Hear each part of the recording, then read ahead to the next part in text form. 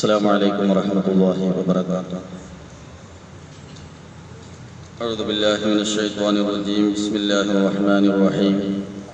ولكن الله حبب إليكم الإيمان وزينه في قلوبكم إلى آخر الآية.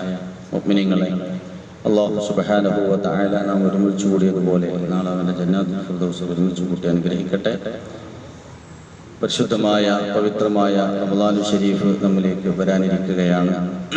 ഒരു വിശ്വാസിയെ സംബന്ധിച്ചിടത്തോളം അവൻ്റെ ജീവിതത്തിൽ അവൻ നേടിയെടുക്കേണ്ടുന്ന ഏറ്റവും വലിയ ഒരു അമല് അത് എന്താണ് എന്ന് ചോദിച്ചാൽ അത് ഈമാനിനോടുള്ള ഒരു ഹുബ്ബാണ്.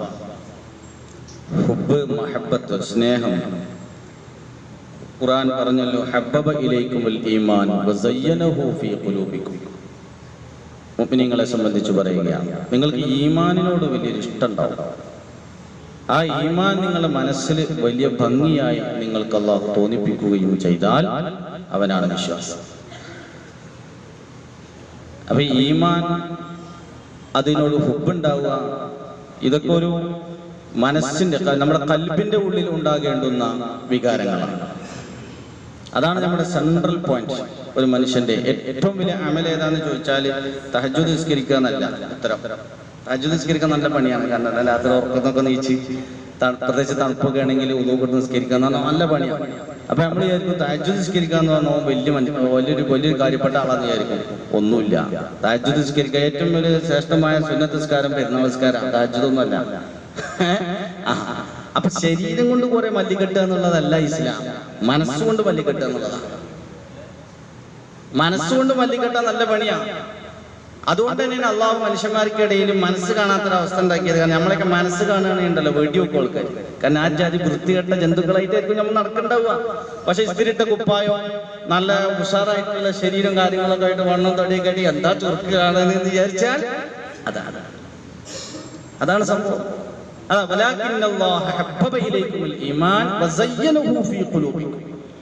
ഈമാനിനോട് ഇഷ്ടം, അത് മനസ്സിന്റെ ഉള്ളിൽ നിങ്ങൾക്ക് നല്ലൊരു ഭംഗിയായി തോന്നുകയും ചെയ്യണം. എന്റെ മനസ്സിന്റെ ഈമാനാണ് എനിക്ക് ഏറ്റവും ഭംഗിയായി തോന്നേണ്ടത്. അങ്ങനത്തെ ഒരവസ്ഥ. അതിന്റെ നേരെ വിപരീതം കുഫ്ർ, ശിർക്ക് എന്നൊക്കെ പറയുന്ന അറബി പദങ്ങൾ, അതിന്റെ നേരെ വിപരീതം. അപ്പൊ ഖുർആൻ പറഞ്ഞാൽ അതിന്റെ അർത്ഥം എന്ന് വെച്ചാൽ ഈമാനുള്ള ഒരു മനുഷ്യൻ ഒരിക്കലും മുശ്രിക്കല്ല, കാഫിറല്ല. കാഫിറും മുശ്രിക്കുമായ ഒരു മനുഷ്യൻ ഒരിക്കലും മുഅ്മിനും അല്ല. അത് രണ്ടും തമ്മിൽ സംഗമിക്കൂല. റെയിൽപാളം പോലെയാണ് പോണത്. അതിന്റെ ഇതുപോലെ റെയിൽ പോലെ ഒരിക്കലും കണ്ടുമുട്ടില്ല. അതങ്ങനെ സമാന്തര രേഖകൾ.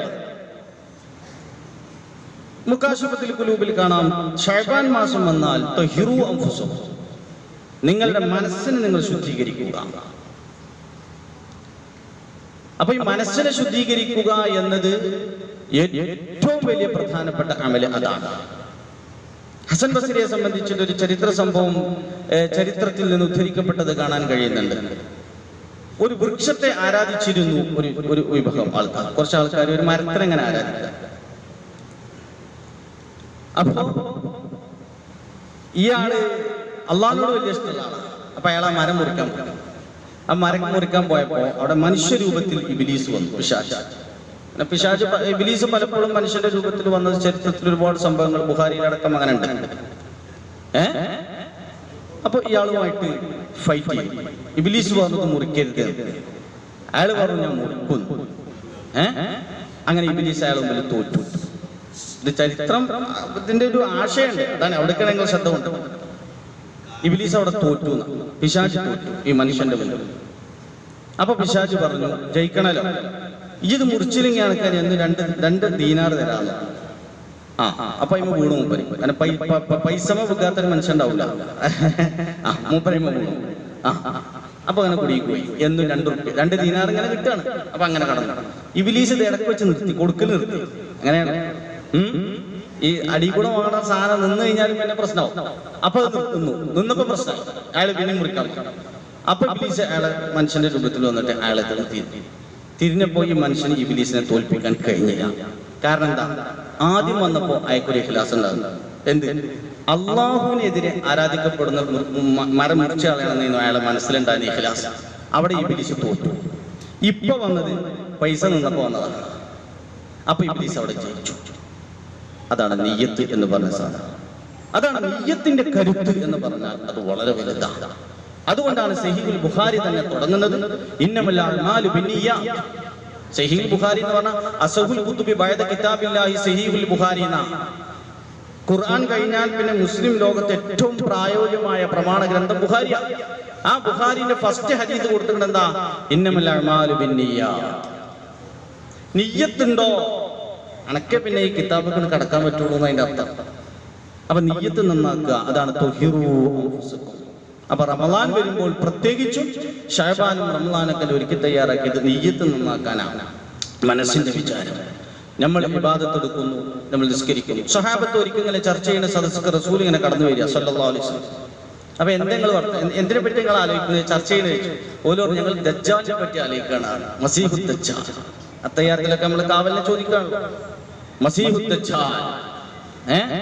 അപ്പൊ റസൂൽ നിങ്ങൾ അതിനെ പറ്റി ഒന്ന് അത്ര വലിയ ഗൗരവത്തിൽ കാണണ്ട, അതൊക്കെ അടക്കട്ടെ. നിങ്ങളുടെ മനസ്സിലെ വിശ്വാസമില്ലാത്ത അപകടം, ഈമാൻ കുറയുന്നതിനെ സംബന്ധിച്ച് നിങ്ങൾ പേടിച്ചാൽ മതി. ദജ്ജാലിനെ പേടിക്കണ്ട, അത് വലിയൊരു വാക്കാണ് അല്ലെ.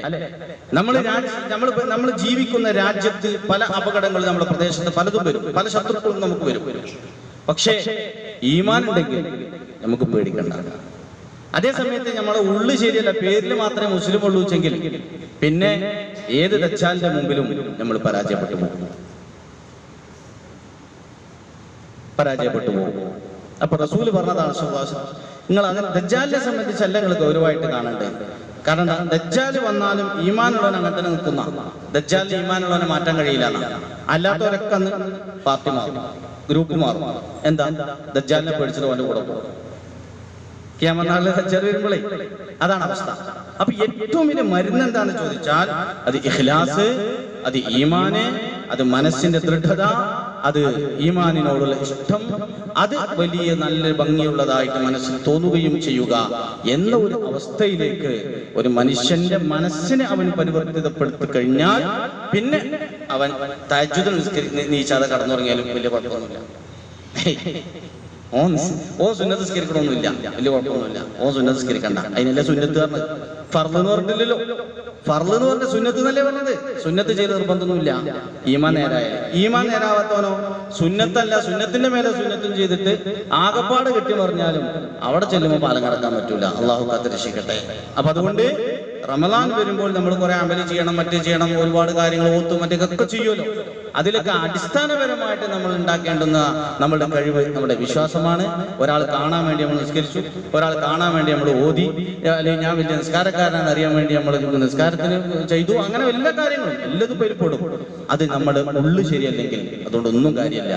അതുകൊണ്ട് ഒരു റമളാനിനെ ബേസ് ചെയ്ത് മാത്രമല്ല, ടോട്ടൽ മഹാന്മാരായ അയിമ്മത്തും അള്ളാഹുവിന്റെ റസൂലൊക്കെ പഠിപ്പിച്ച വിഷയത്തിന്റെ ഏറ്റവും വലിയ കാതലായ വശം നമ്മുടെ മനസ്സാണ്, നമ്മുടെ ഈമാനാണ്, നമ്മുടെ വിശ്വാസമാണ്.